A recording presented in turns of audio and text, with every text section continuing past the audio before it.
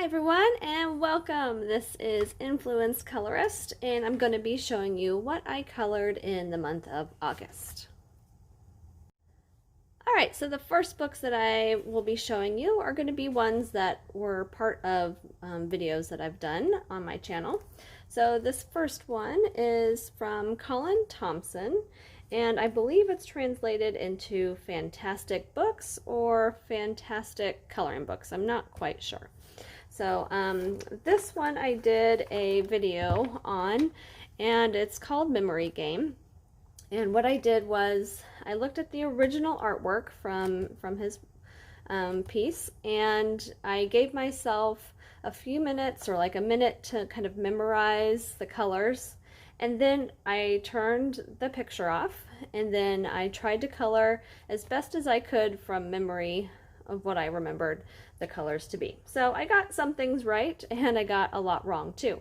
But it was to help me trying to get over the idea that I have to color someone else's like artwork like exactly. So I tend to, especially when I see other artists' work, I tend to want to do exactly what they did. And this was just to help show me that I don't have to do exactly what they did. I can find my own colors, and that's just fine. This one I used a water brush with some ink tints and also some markers.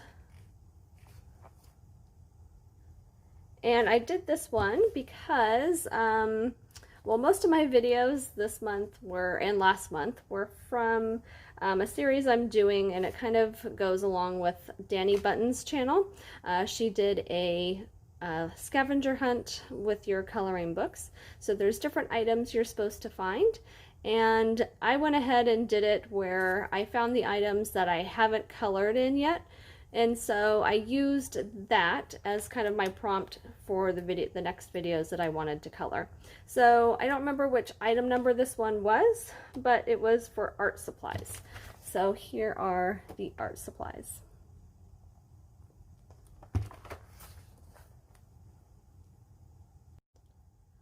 All right, going along with that scavenger hunt again, for this item is bears, and I found my bears in Doodles, and this is by Eric Dowdle. So he has his artwork in here.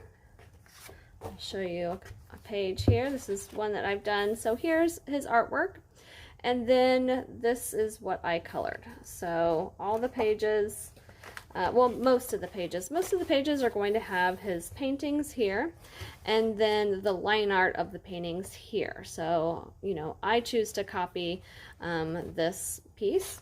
There are some different artwork, more kind of folk art looking work like this.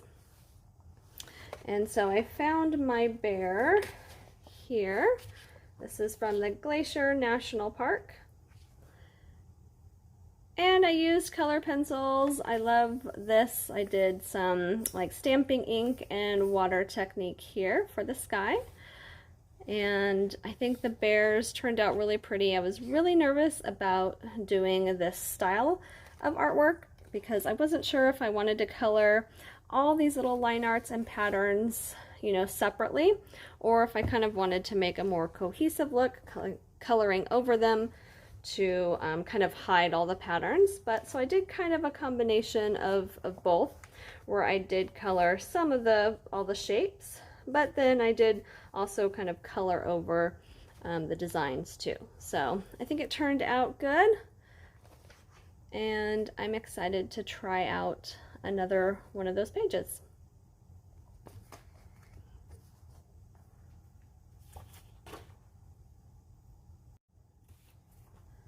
All right, the next book, Exploratorium. Also, if you ever try to look for this book, it is not called Exploratorium anymore. I'm not sure when it changed names, but it is now called Fright and Seek. And for this one, let's see, this is the page that I did. And it again was also for the scavenger hunt item, and it is pumpkin. So I wanted very ghostly looking aliens, and I've talked about it in my other videos when I do this book. Aeryn K's channel has, she does a lot of work in this book, and she's kind of the one that inspired me to do my book in this way, where you're coloring all your like alien creatures one color and one color palette, and then the rest of it can be another color palette. So it just makes it so that it's more cohesive, I guess. There's a lot of things going on in these pages, so it just kind of helps break it down so it's easier to look at. Not something you obviously have to do if you get this book, but it was just a good way of doing it. And I used mostly color pencils. It was kind of a multimedia, I guess. I used some watercolor techniques for the church and this structure here. I used some Posca for this little misty areas here. But the gravestones and the teal color in here is color pencil. It's also ink. There's stamping ink. So what I did was I whited out all the lines, or actually the whole shape. Just took some white gouache and colored in all the little aliens so that the black lines weren't as harsh. It was very soft. And then use the stamping ink to just have a light layer of that teal color, and then it went in with color pencils. So I love the color combination. I like how the flowers are kind of dead looking. All right, so that is Exploratorium. Artist is Melendres.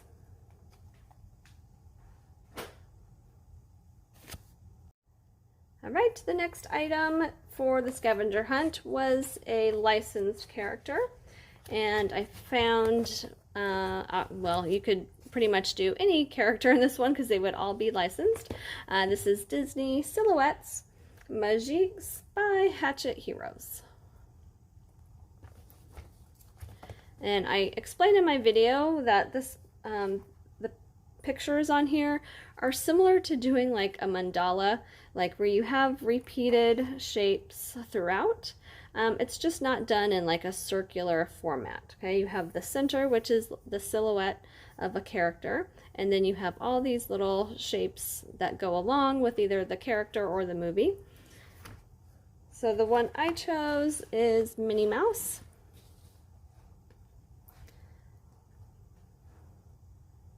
And I love the color combinations on here. I think when I look at these, it reminds me of bubble gum. So some classic Disney colors with the red, black, and white. And then we have her gold shoes. And a little bit of pink mixed in there. Pink and blue, just for more of a modern Minnie Mouse version. Alright, so this is a great book. If you don't have this one yet, I highly recommend this one.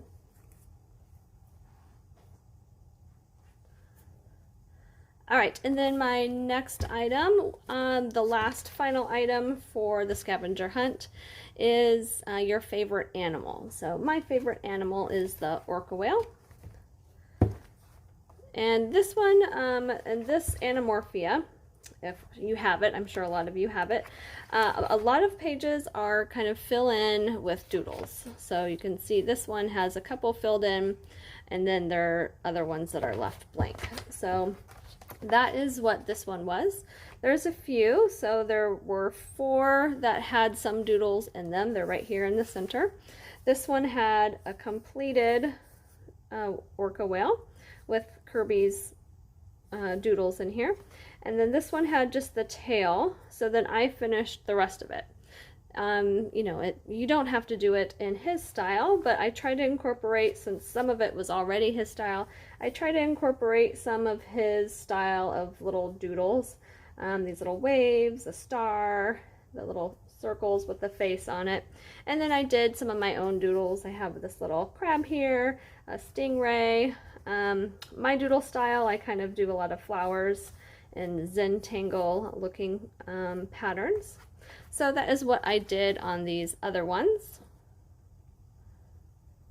So I penciled it all in first, and then I went in with some black fine liner pens and completed those. I like the, you know, using the different tips, either a really heavy like brush tip and then a really fine tip too. And then at the end I did decide to go ahead and do the background. I wasn't sure if I wanted any color on the background and just go for like a black and white look, but I went ahead and used some stamping ink and just kind of sponged it all the way around. All right, and that's Anamorphia.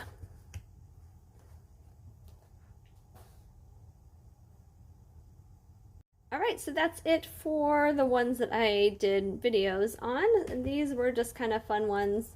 I got a new book this month, and it is the Yippee Kawaii. Let me try that again.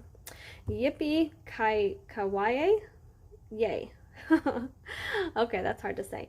Mandala Magic Volume 1. So this is a super cute book.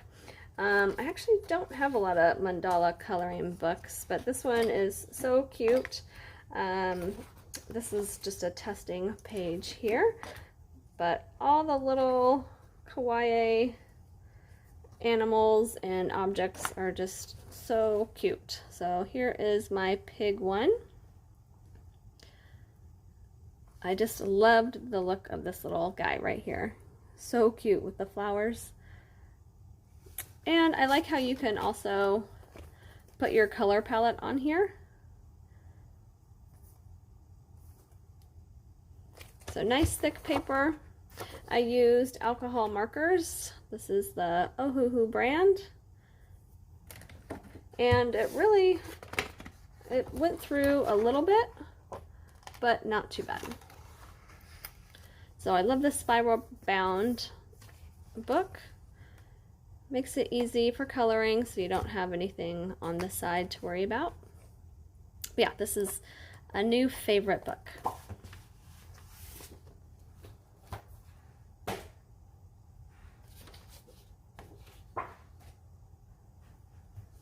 All right, and then last month I got this book, so I did, I think, one page in it last month.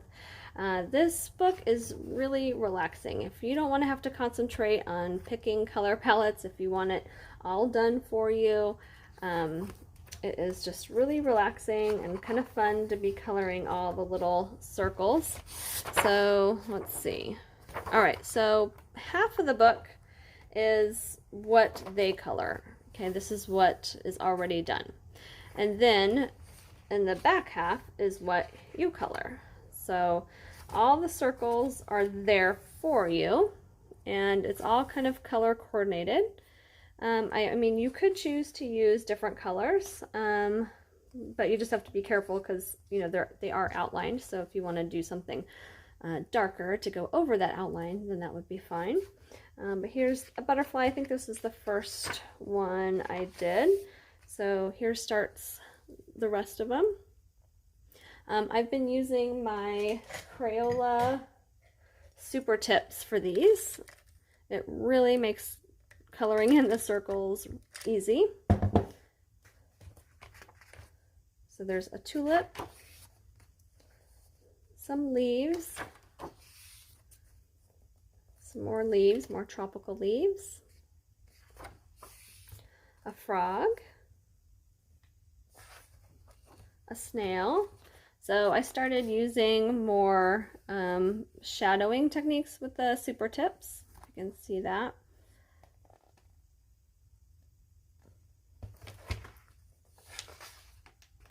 And an owl. I think that's it. Yep, I think that's it. So yeah, really fun. I can just sit at the couch and color and not really have to worry about, you know, shading and sharpening pencils and all that. I do like the look of the ones that they do. Some of them look like watercolor. So I might try that sometimes, but again, the super tips have been working out really well for this. All right, that's it. I didn't do a whole lot, but that's okay. We've been busy with kids getting back into school. I hope everyone's doing well, and I look forward to seeing what everyone else has colored in August. And I'm excited to get going with more coloring. I know Dani Buttons has another scavenger hunt, number 2 out, so I'm excited to go through and look for my new pictures to color for that. All right, thanks everyone. Happy coloring, and we'll see you next time.